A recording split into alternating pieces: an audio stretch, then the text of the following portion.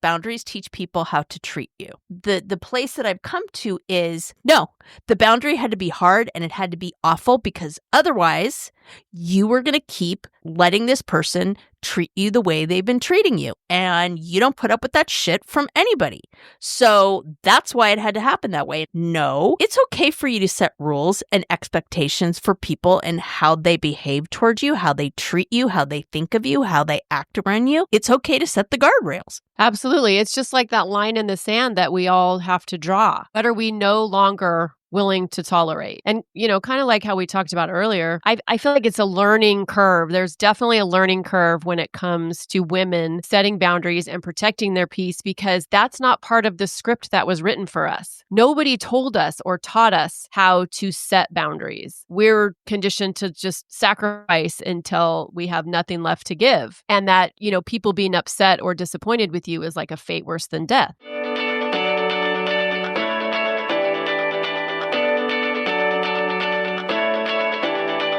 Welcome to Drinks with the Girls. Conversations for women over 40 around connection, change, and the power of female friendship. Living well with stories to tell. I'm Karen, and this is Lisa. We are moms and solopreneurs stepping into our own, diving into real conversations about things that matter to women in midlife. We're here to spill the tea on everything that affects women in their 40s and beyond. Topics like loss and grief, changing relationships, launching kids, menopause, and reinventing ourselves in midlife. We are here to tackle it all. Connect with us through a blend of our lived experiences, our friendship, the memory of our moms, plus a collection of real stories, honest conversations, and engaging interviews that will make women over 40 feel seen and remind them that they're not alone on this journey called life. Let's go. Welcome back to Drinks with the Girls. Lisa, what are you sipping on tonight? Well, I have a story. I know you love my stories, listeners. Okay, so today it is freaking beautiful here in Oregon. I'm talking like 75, sunny, like gorgeous. And this rarely happens on spring break because it's spring break now. But I have to work. So I'm bitter, I'm acting immature, and I'm drinking something that I shouldn't. But I don't really care. So I went and got myself, and it was kind of a lot more epic than I really thought it would be, a beautiful fountain Diet Coke from McDonald's. Shout out to my friend Linda, who loves her a good fountain, specifically McDonald's recipe Diet Coke. Cheers, everybody, for that. So that's what I'm drinking. So tonight, we're diving into the power of no, boundaries, burnout, and protecting our freaking energy. Before we get to that, what are you drinking, Karen? Well, I am drinking a sparkling fruit drink made by Wild Wonder, and it's strawberry passion.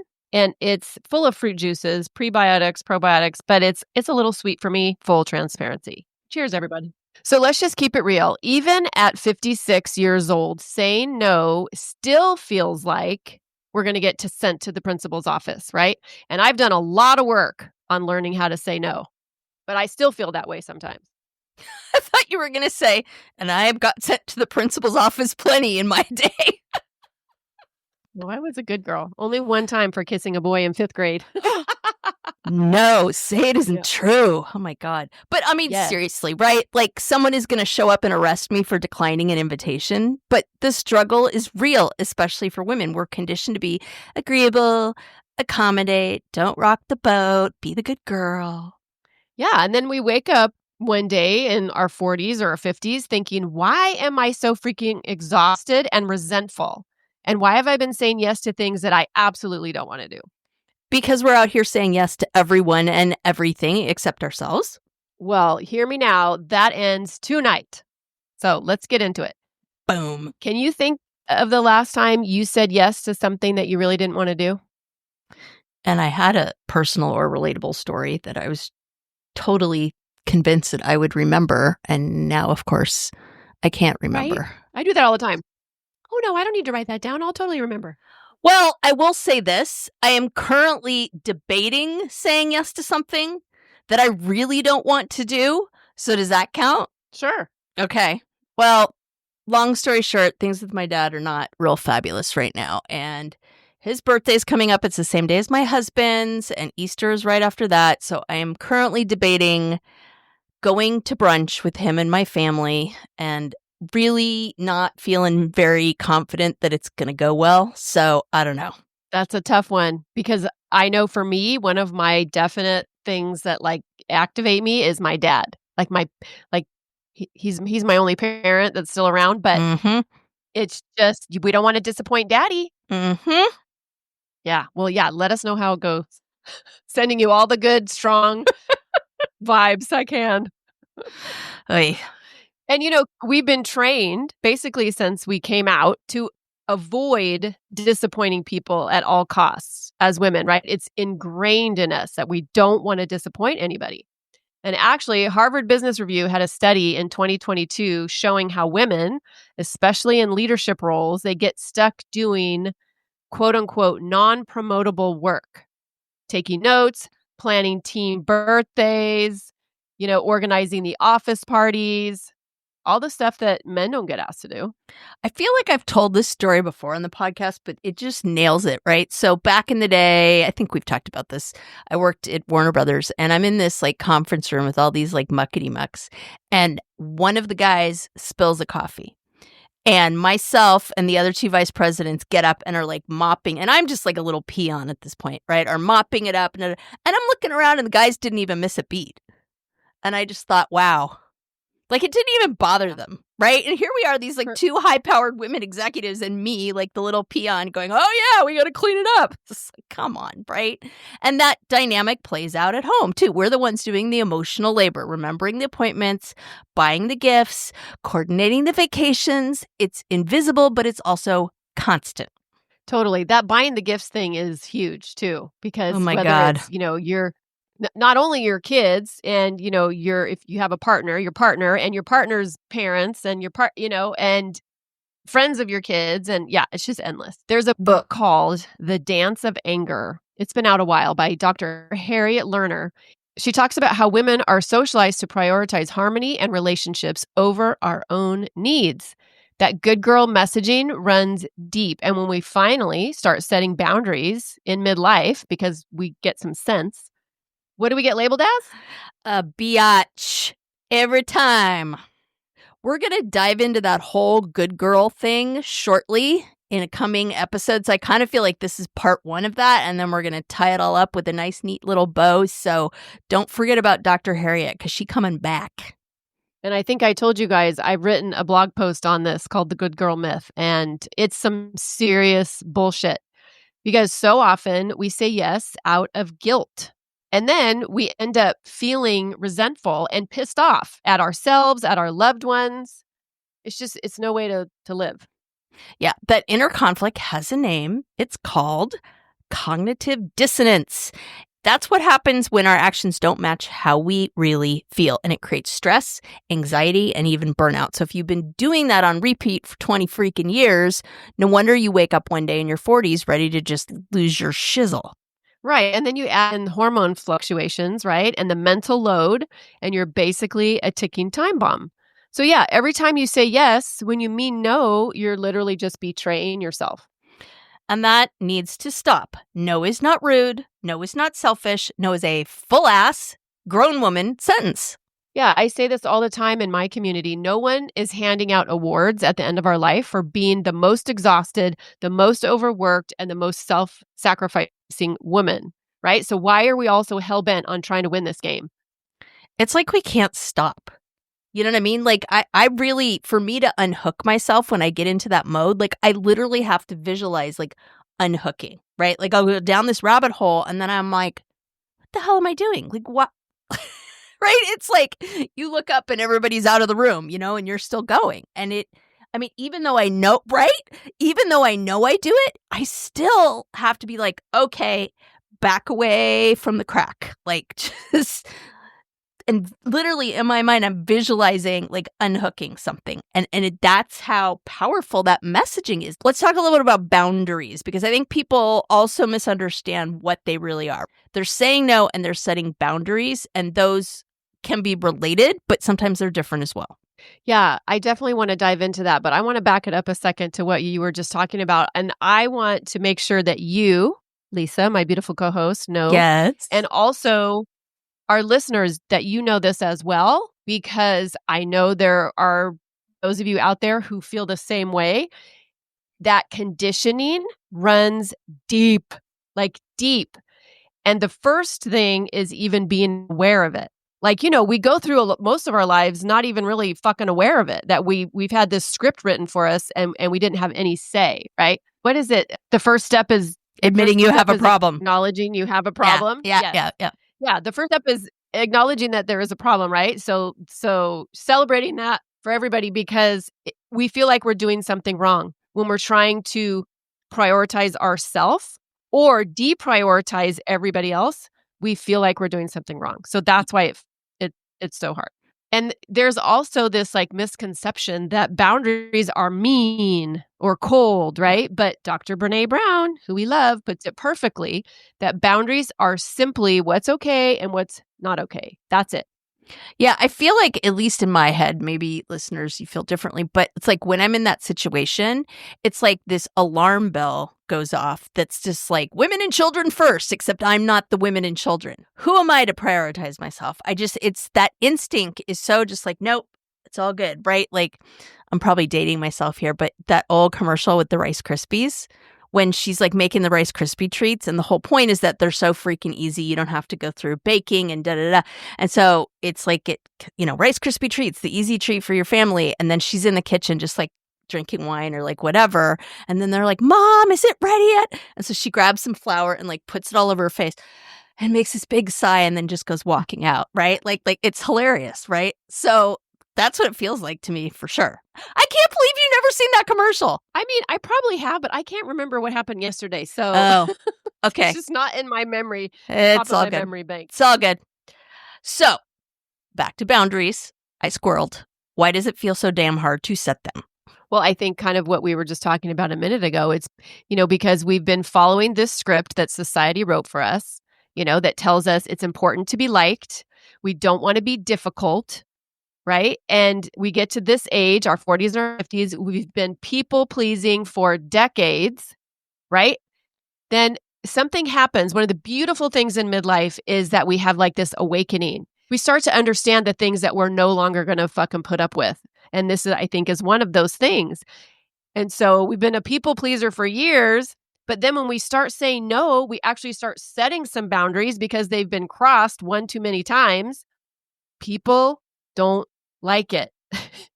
The people who are in our lives who are so accustomed to us doing all the things do not like it when we say no. And then this makes us question ourselves because it gives us those feelings of, oh my gosh, they're not going to like me, or oh my gosh, I'm disappointing them. It makes us feel like we're doing something wrong.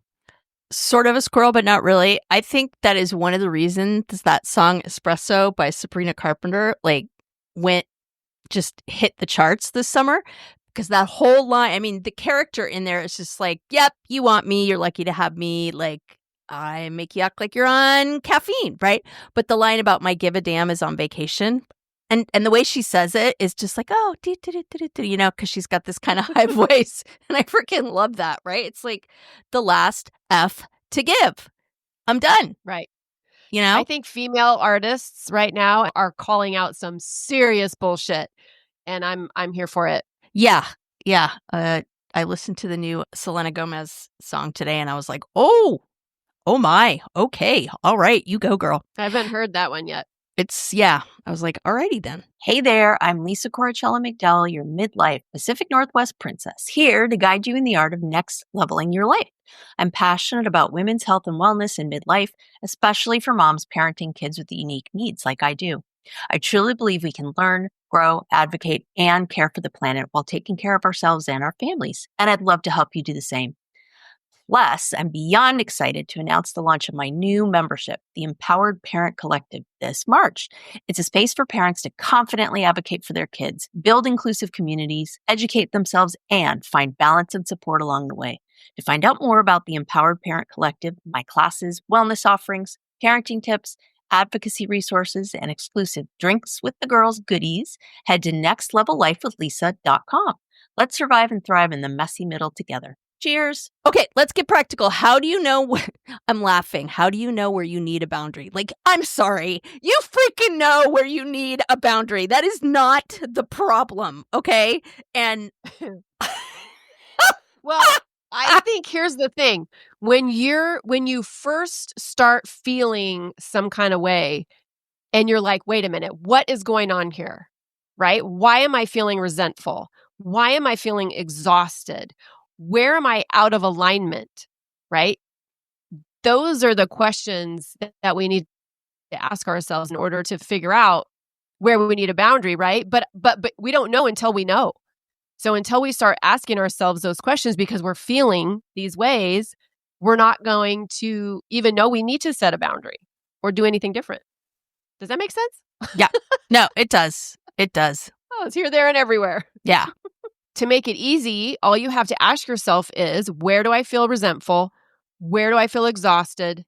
Where do I feel out of alignment? And those will lead you to the places you need to set boundaries. Yeah, those are your red flags. So one of the things I've been experiencing lately, well, a while now, female friendships. And when they fall apart, I've been dealing with this lately. And talk about like boundaries. Those are just friggin' messy when female friendships fall apart and just in terms of boundaries. And I've been dealing with that with one particular person lately.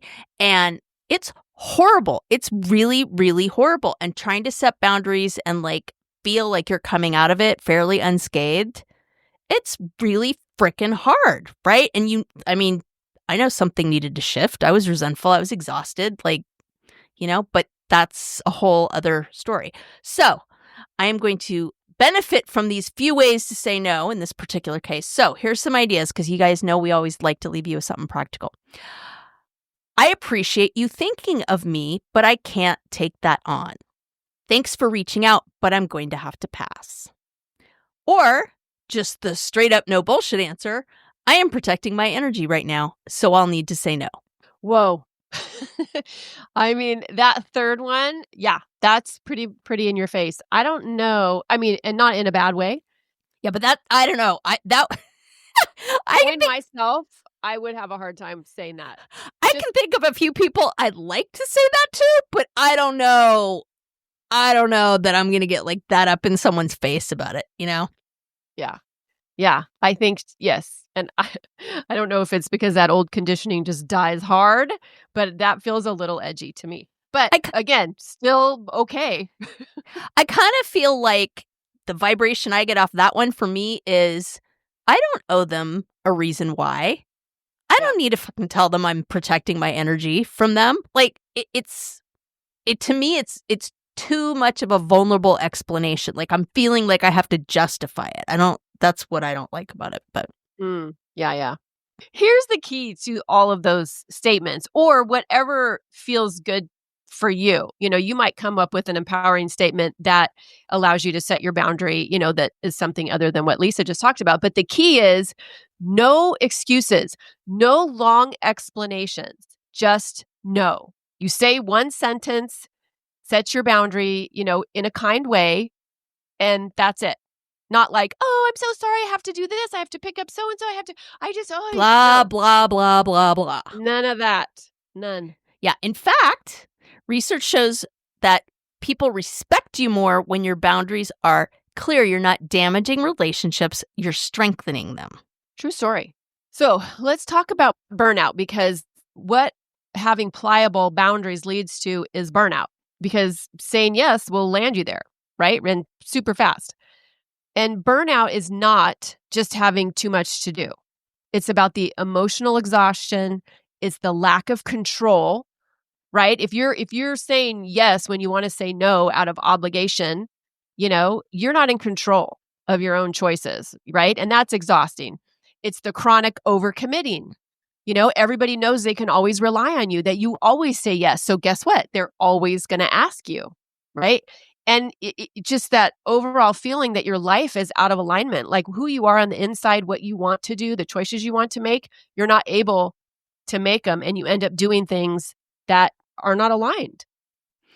I recently was creating some content for a group of moms that I haven't always worked with in the empowered parent collective, and that was homeschool moms, and speaking to this idea of burnout and just this idea that like just because you're there 24/7 and doing all the things doesn't mean it's okay to feel burnout.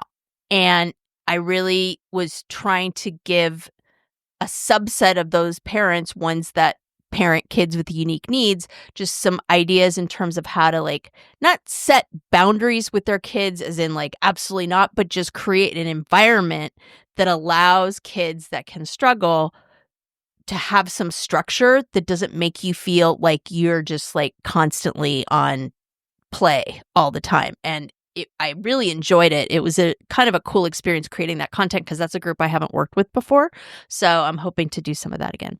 So, Coach Karen, how should we be protecting our energy? Give us some ideas. I think, well, I want to talk about that in a second, but I also want to talk about what you just said. I did it again. You did it again. Oops. For those of us that are parents, or a majority of our listeners are not going to have young kids, but I think if I could look back, and maybe change something that I did as a mom, that might be one of it, is like start setting these loving, gentle boundaries early with your kids. So then when they get older and you try to start setting boundaries, they're not like, what the hell is going on? Right? Just in terms of our time as parents, going to the bathroom by yourself. That's just what I'm thinking of. And you know what's hilarious? Speaking of that little like rabbit hole, I literally have to make myself close the door. Still, like my brain, my kids are almost 18 and almost 15. And I still have to be like, no, I can close the door. I mean, like, hello. Right? It's just like, oh my God. Exactly. But talking about protecting our energy, because that is what we want you, our listeners, to walk away with is how can I protect my energy, right? How can I set boundaries? How can I say no? How can I protect my energies? And I break them into 3 different categories: the mental space, the physical space, and the emotional space. And for me personally, I've learned to set my boundaries ruthlessly. I've gotten really good at making choices that are best for me without guilt. And let me tell you, the without guilt part is the key. And it's not easy. It's not easy to learn to do that. Like you were talking about earlier, Lisa, that guilt, man, and especially a mom guilt or a daughter guilt, that shit runs deep. And so it takes work and it takes effort to really, like you said, unhook from that, right? But I also practice mindfulness. I just try to stay present because I'm a recovering overthinker and I will overthink shit to death and I literally spiral, right? So staying present keeps me from spiraling into that overthinking about, the past, things I've said, things I've done, regret, whatever. And it also keeps me from worrying too much about the future.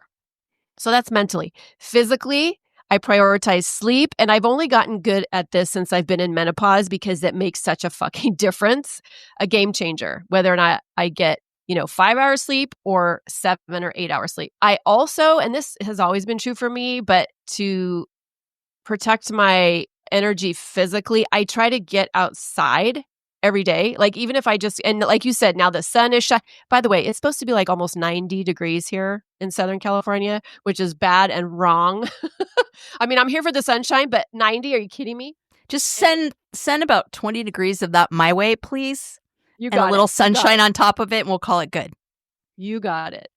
But being outside, the fresh air, the sunlight, the nature, I love laying in my hammock. I'll take my laptop out there. And my chicken therapy, that is my ultimate stress reliever. And then emotionally, I surround myself with women who lift me up. I've learned to let go of relationships and commitments that drain me or that don't lift me up. And no shame in outgrowing things or people, right? But I also take this to my social media accounts. Like I'm very picky about who I follow on social media. And every so often I'll do like an audit. And it's like, is this account still speaking to me? Does this still align? Do I feel good after, engaging with the content, right? And if not, gone, done. They get the axe. How about you? What do you do to protect your energy? Yeah, I mean, a little of everything, kind of what you just said. I mean, we did a whole episode on sleep and this idea of no more revenge bedtime procrastination. So if you have no idea what the F I'm talking about, go to that episode, because that was an interesting eye opener. Definitely sleep. I also, and this has only happened like since I've gotten older, I really prioritize not putting up with people treating me like shit. And that's my kids, my husband, my coworkers, bosses, my clients, anybody. Do I always succeed? No. But I really am at the point where I'm like, I don't sit there and take it anymore. Right? I'm just like, not acceptable, not okay. And I have gotten pretty militant about that, because I find that for me, it's a slippery slope. And if I let it happen, then it gets worse. And I just feel like shit, which I don't like. When the weather's nice here, I love to get outside. I'm not, I may live in the Northwest, but I'm not a huge fan of the gray. It's not even the rain, right? So for me, it's hard to kind of get out in that kind of weather. But I definitely love the outside time. I like to prioritize my yoga. I'm finally done with this frickin' flu, and so I need to get that back on the schedule.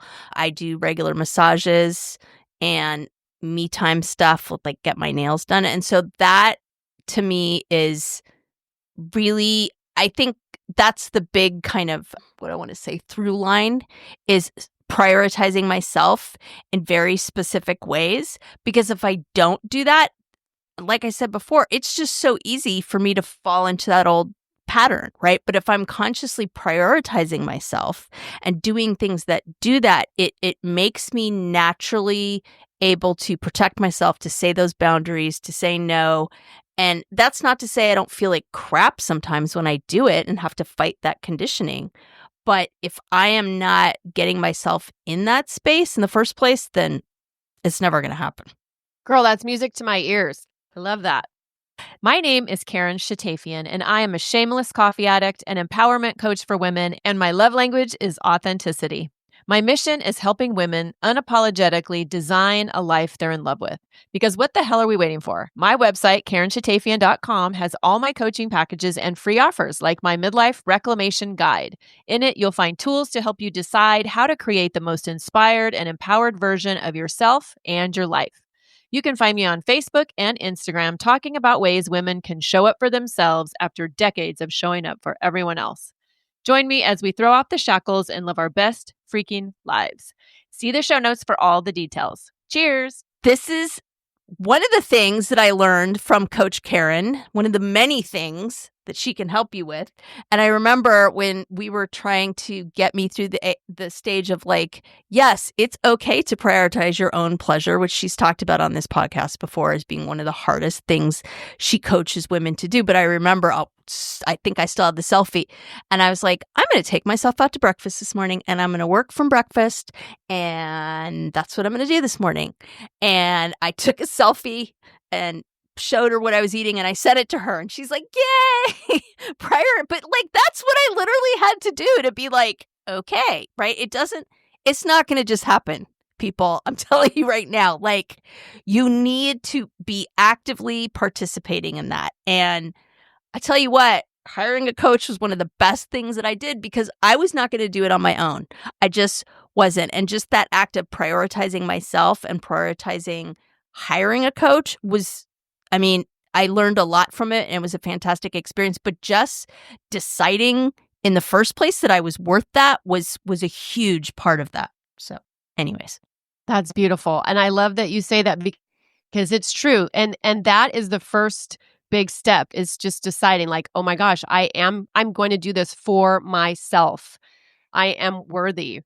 Right. And yeah, you are not alone. Like women will not, they need me to help them write a permission slip to prioritize themselves.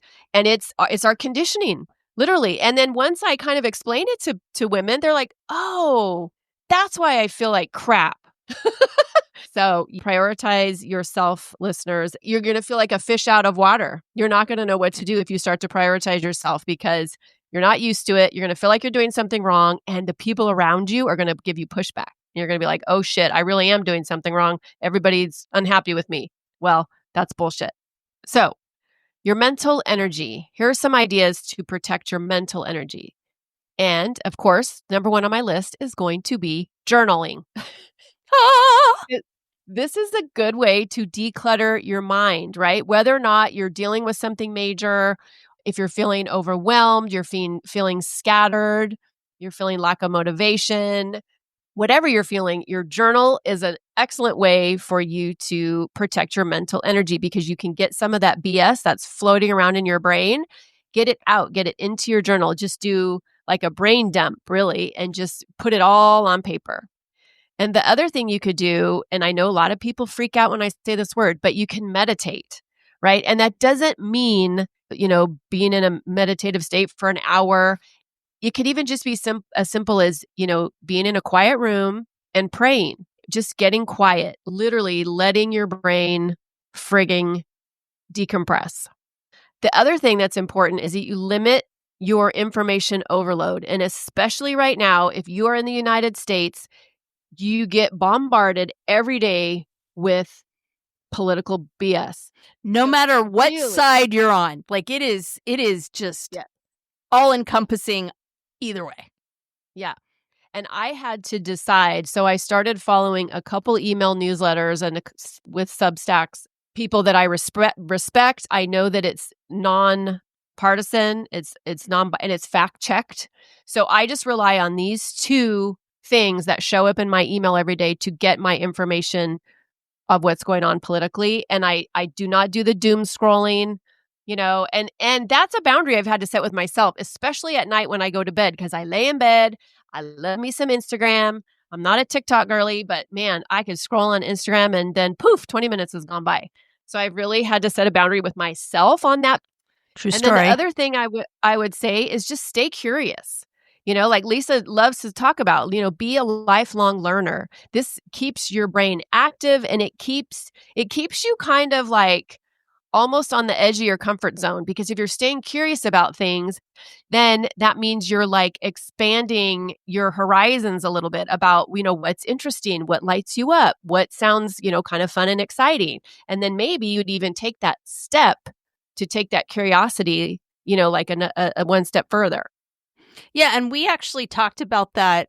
This is just all the episodes tonight, but when we did the Midlife Brain episode with Andrea Samadi, and she talks about in that episode the physiology of how the brain rewires itself when you're doing something new and when you're trying to dive in and do that. So give that a listen, because that was an amazing episode. I learned so much from her. She's so freaking You're so smart. Good at remembering all the things. It's all good. One day I'll be Dory with the episodes. Which episode was that? Where was I? What did I do? That's me now. I wasn't going to say it. Whale. Oh my God, it's one of my favorite scenes ever. Do you speak whale? Oh my God, she's the best. Yes. Anywho. Okay, so some suggestions I have for protecting your physical energy. This is one of those do as I say, not as I do moments as I suck down my McDonald's Diet Coke. Just stay with me here, because it was a day. I was mad. But you do have to fuel your body with foods that actually support you. Hydrate, not soda. Off the health and wellness script today, but it's all good. Sometimes you just need to do that too. Girl, it's called balance. Yep. Some other suggestions would be to move in ways that you enjoy. So dance, walk, lift weights, stretch. I love my yoga. Respect your hormones. Perimenopause and menopause will change your energy. Adjust accordingly. Oh my God. I was on a business trip last week and it was hardcore. I was working my little patootie off and I could not figure out why I was so freaking tired all the time. I'm like, what is my deal? Like, I cannot get out of bed. Well, after 2 days of this, all of a sudden I was like, I didn't take my thyroid prescription. Oh, shit. Yeah. It was like, that makes a difference. Potentially that could be why I couldn't get out of bed in the morning without a friggin' forklift. And it's like, we're just at the point where those hormones need to be regulated, right? And we're going to have a whole episode coming up on HRT. I actually think we're recording that next week, and we're going to really dive deep into that. But like, excuse my French, but we are not at an age where you can fuck around with hormones anymore. There's just not a lot of room for error. So yeah, that the next day I was like, Truth. oh my gosh, I have so much energy. Duh. All right. Anyways, the other one, I was just like, Lisa, you idiot. I was like, there's not enough coffee in the world. Like, what is going on? So the other one is rest. No guilt. God, I have a hard time with that one. Recovery is productive. And I have to talk myself into that sometimes, like a weekend nap where I'm like, you know what? If my eyes are like falling shut, my husband will say that to me all the time. His thing is like, and I don't know exactly what he means, but I know like what it looks like physically, but I know what it means. He'll say, you're going all white. You need to rest. And he says he can just look at my face and be like, nope. So, yeah. But yes, you are not alone. Women have a really hard time letting themselves rest. But have you noticed men have zero problem taking naps at like 2 p.m. in the afternoon? And that is a cause for friction in my marriage because my husband's always like, you Americans, you're going to work yourself to death. And I'm always like, you've been in America for almost 20 years. Shush.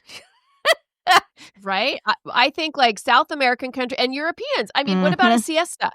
You know, what about how everything shuts down in the afternoon in Europe? I mean, we Americans, we're so far behind when it comes take to that. all of August off. Like, don't even get me started on that whole thing. Anywho, so if you are having trouble with your emotional energy, right, just give yourself a freaking break because midlife is literally the season of transformation in all the ways. What's happening in your life, what's happening in your body. So just give yourself a break. And another thing that is really beneficial is laugh more. Like laughter is literally medicine. And I know it's easier said than done. It's like you're not just going to, go around laughing or whatever. But I've been watching stand-up comedians that I like on Netflix. And by the way, I'm really excited. Chelsea Handler's coming out with a new one tomorrow on Netflix. I can't wait. But yeah, seriously, like laughter is that's one of the easiest ways to really improve your emotional energy and guard your time and attention like the currency it is.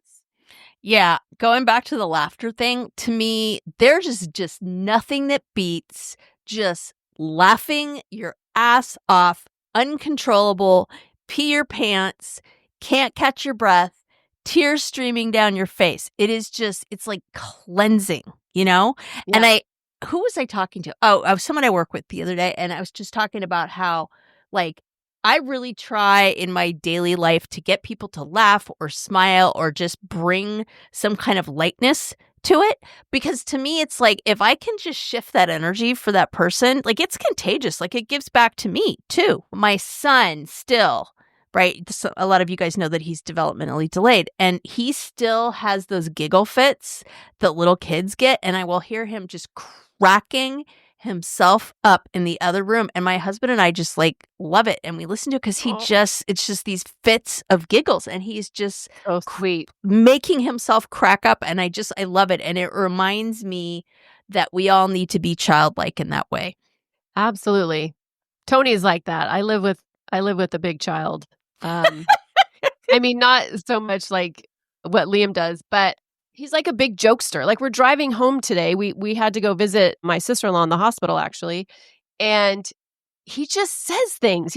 And they just come out and it just makes me laugh. And it just helps you to not take life so seriously. Yeah. Yeah. And we've talked about this before. Like, I just think you have to laugh with your partner or life is just, oh my goodness. Oh yeah. Okay. Quick pause. Have we talked about the Pod Squad lately? Oh, the Pod Squad. You mean our email list /VIP lounge /digital wine club? Exactly. So listeners, if you're not on it yet, you're basically making life harder for yourself when it comes to podcasts. Like trying to scroll for show notes while speed walking on a treadmill. Wait, what was that link again? Oh, no. Grab the side rails. Or pulling up that book we mentioned while you're in the Starbucks line and then realizing everybody else moved up 3 cars and now you're that woman. We've all been there. That's why we made the Pod Squad. You'll get new episode alerts every week with direct links. Easy to listen, easy to share. And show notes straight to your inbox. So when we drop a life-changing product, book, hot tip, or yummy new drink, you're not rummaging through your memory like a woman searching for her reading glasses when they're on top of her head. It's organized, it's helpful, it's for you, babes. So join the Pod Squad. The link is in the show notes. Just tap it. Snacks, sarcasm, solidarity, and obviously fighting the patriarchy. We write at dawn. One of the things about boundaries that, I'm still learning is that boundaries teach people how to treat you. And just keeping it real for a minute, I am in a situation with a female friend where I am just having to let go of that friendship for various reasons. And we connected, then we had kind of a falling out.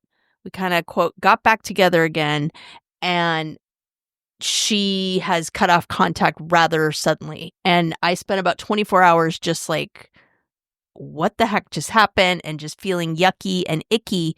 And it's been maybe, 3 days maybe. And I am at the point now where I'm like, because I always try to find meaning out of things, even when they're shitty, right?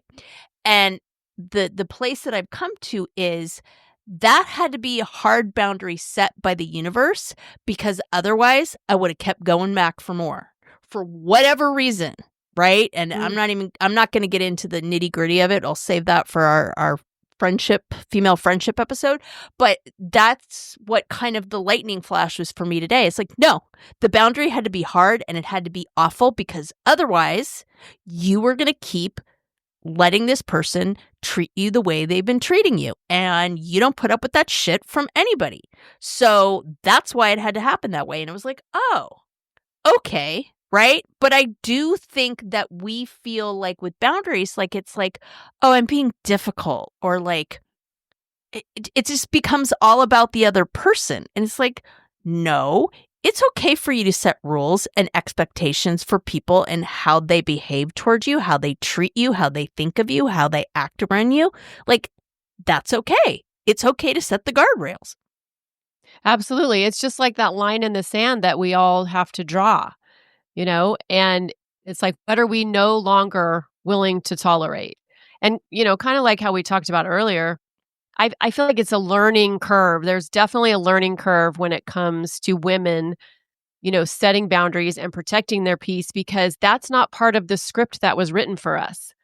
Nobody told us or taught us how to set boundaries, right? In fact, the opposite. We're conditioned to just sacrifice until we have nothing left to give. And that, people being upset or disappointed with you is like a fate worse than death, right? And, the other thing is, it's okay to let friendships go that feel one-sided, and I think that is a hard thing. Well, I'm going to speak for myself. That's a hard thing for me, because it took me, I think I was maybe 40 when I realized everybody who I considered a friend did not have to have the same level of access to me. Like, I thought if this person is my friend, then the boundaries are all the same with all the friends. And that is definitely not true. Like, there are definitely women in my life that I'm an open book. They know everything, all the things, all the time, because they are the ones I trust with, that I feel safe with. I trust them with that, right? And not all of my friends do I feel that way about, right? And it took me a long time to figure that out. So I think that's why when we get to this age and we do start to recognize friendships that are out of alignment or that don't serve us or that are one-sided, letting go makes us feel like we're a biatch. Yeah. And I mean, like I said, I'm really looking forward to diving into this, but bringing it back to our moms, because we like to do that occasionally. I don't know about you. And like, I'm grateful that my mom had those friendships, right? That she and your mom were so close. We talk about this, right? But it set such a high bar for me. Like, I thought everybody met their bestie, like literally, legit. Everybody met this bestie group of women in college, and they were like friends for life, and they raised their children together and like did everything together. And that was the way it went. And so when that didn't necessarily happen in that way for me, I immediately went to, well, what's wrong with me? Right. And I don't know if you had that experience, but that definitely colored my view of all that. And I know we're a little bit off topic here, but I do think that it has to do with boundaries and that it is okay. Like, you don't have to be like a walking emotional sieve for everyone just to keep like your friend quota in your life, to your point. Yeah. I mean, I think I was incredibly blessed. I have two groups of female friends. One I met when I was in college, we were 18. And then one I met when I was a young mom. And it was the moms of the kids who went to preschool with my kids. And some have fallen away, like not everybody, but the core group in both of those groups are still strong. And I'm incredibly blessed in that way. There's been other friendships that have come and gone. And yeah, I think boundaries is a huge deal when it comes to female friendships. And you do not have to attend every family function. How about that for a boundary?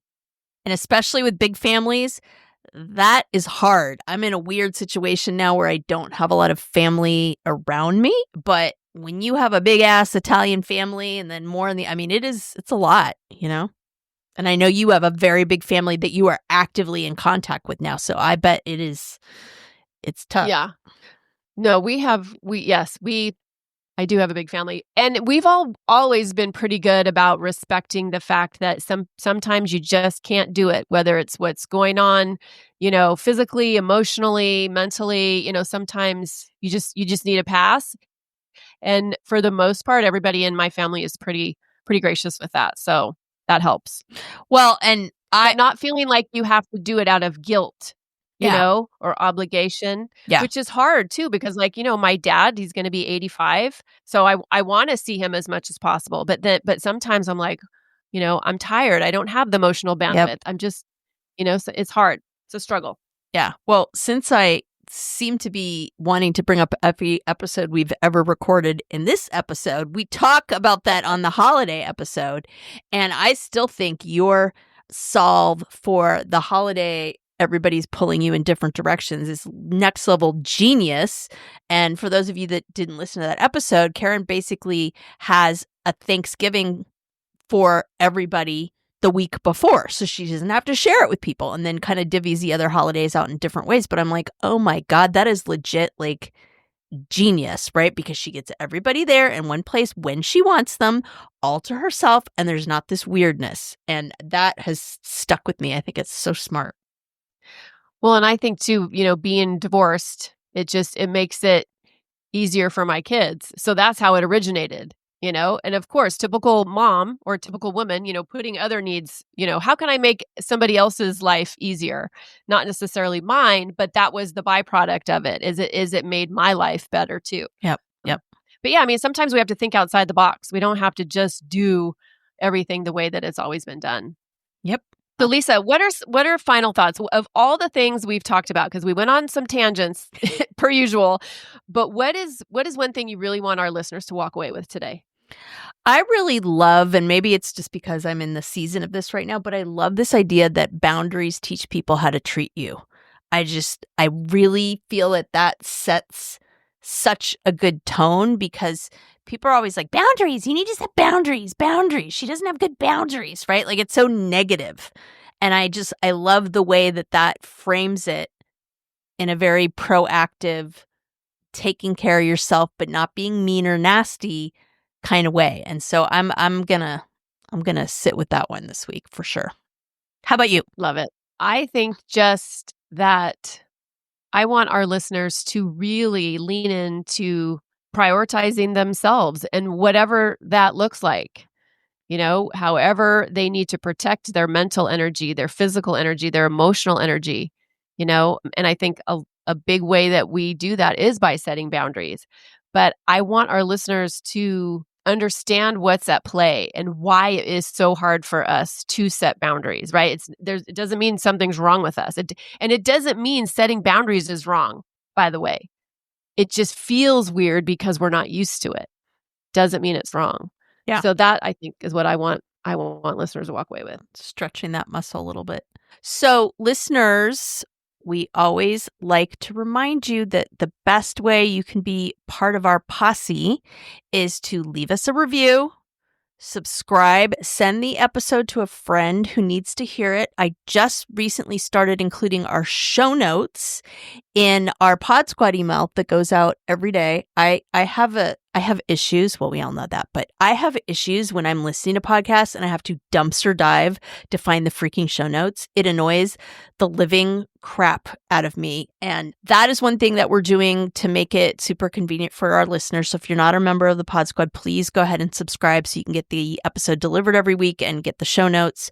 We rely on you to expand our network and grow. So please do us a favor and share. Thank you, listeners, for joining us for another fun episode of Drinks with the Girls. And if anything in this episode resonated and you want to share with a girlfriend, please pass it along because we just want to grow our community. And we appreciate you being here, and we'll see you next time. Cheers. Cheers.